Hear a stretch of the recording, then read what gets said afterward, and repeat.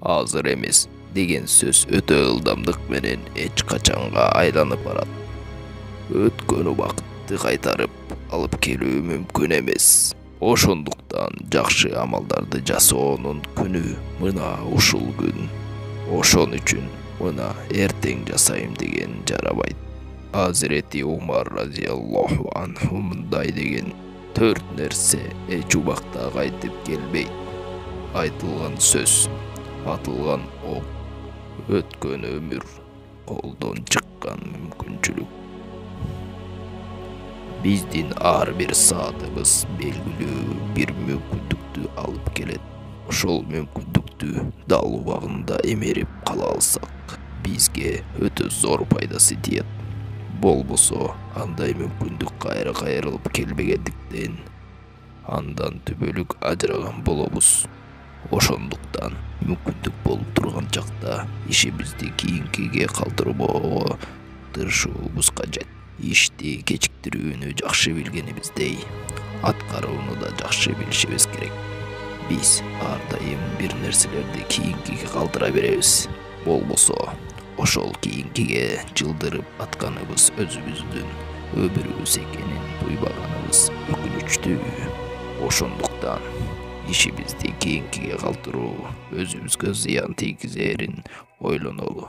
Хасан Басри муну мындай деп эскерип кеткен: киши бош кыялга берилип, ишин кийинкиге калтырбаганда анын зыянын тартчу убакыт болмок эмес.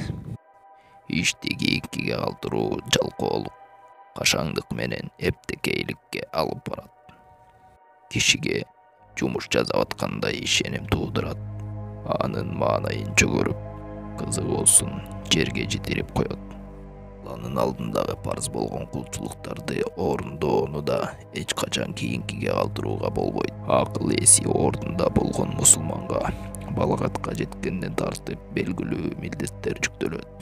Азыркы учурда көрүп жүргөндөй, кээ бир жандар ошол милдеттерин каарыган кезине таштап коюуда. Тагыраак айтканда, кийин каарыганда же баланча жашка барганда тообо кылып, намаз окуп, кулчулук кылам дешет. Алла элчиси саллаллаху алейхи вассалам болсо мойнундагы милдетин өтөбөй кийинкиге калтыруучуларды жалганчы деп атаган. Андай жалганчылар кургуйга кулады деген. Ошондой эле дагы бир хадисида ушул маселе тууралуу айтылган.